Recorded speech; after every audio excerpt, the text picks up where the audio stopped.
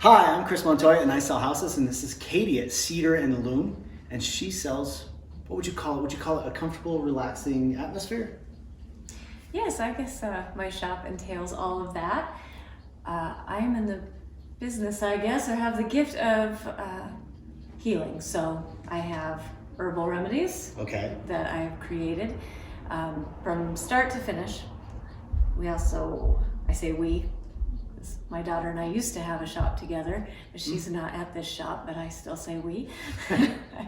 I make prayer shawls, healing shawls, ceremony shawls, artwork, books. I have smudge herbs, just anything one would need to make themselves well or their atmosphere well. So I noticed one of the authors on one of the books you're selling kind of looked familiar. Do you want to tell me who that might be? Yeah, so I'm the author of all the books. Ah. So I have 7 books. Okay. Yeah. And how long have you been an author? I guess 7 years. Ah, a book a year, that's productive. I guess so. I didn't think of it that way, but yes.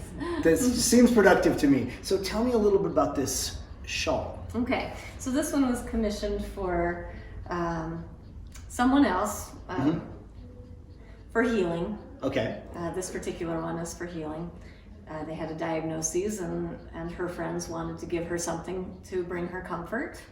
And so I'm intuitive, so I hear what the person needs, what they're going through, put the messages, write them down, and put prayers into the shawls as I'm weaving. Okay. Yeah. That's awesome.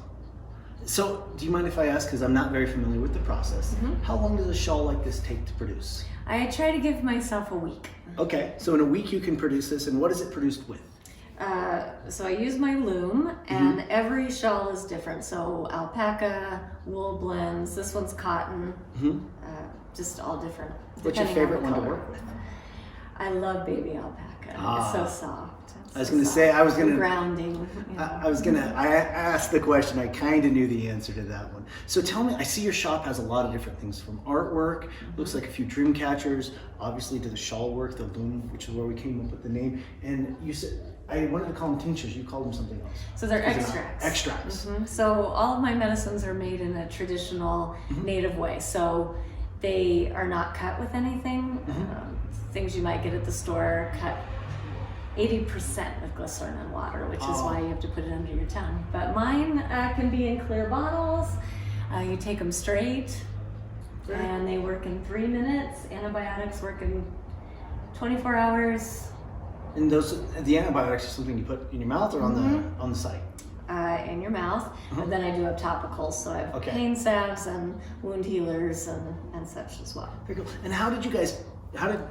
You're not native? You're not from Cañon City, correct? I'm not from Cañon City. I'm from Colorado, though. How long have you been in Cañon City? I bought a farm in Penrose 1.5 years ago. And what drew you to Cañon City?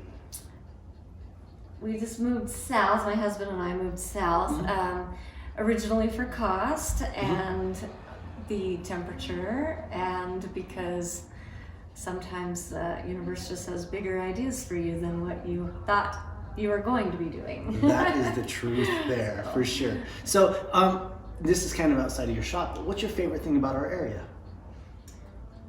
The people. I have been, I've had a shop, for a long time in Elizabeth, and the people there are lovely. But it took a while for me to gain trust. This isn't your everyday shop. And the people here have just been so kind, bringing me presents and saying the nicest things and cards, and everybody says hi, they walk by. And where is your shop located?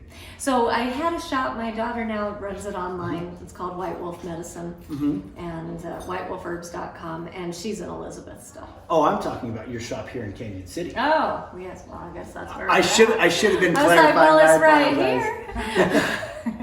121 North 5th Street. So right across the street from the library, the museum. The museum. So just very easily located, right near a park, so it really makes it nice and comfortable, right? Yes. So this is the part of the interview where you get to ask me one question. Do you have a question in mind, or did I stump you?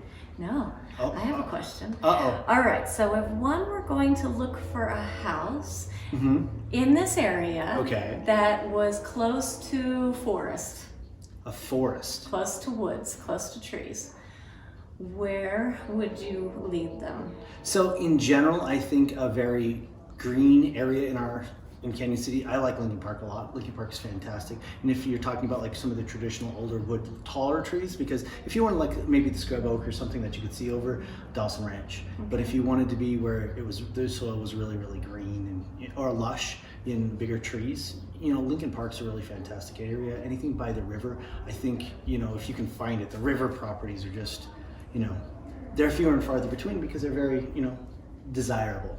So I would try to stay in those areas. Anything the closer to the river you get, the bigger the trees are. Just the nature of kind of our valley. So that's what and honestly, those are the areas I kind of like best.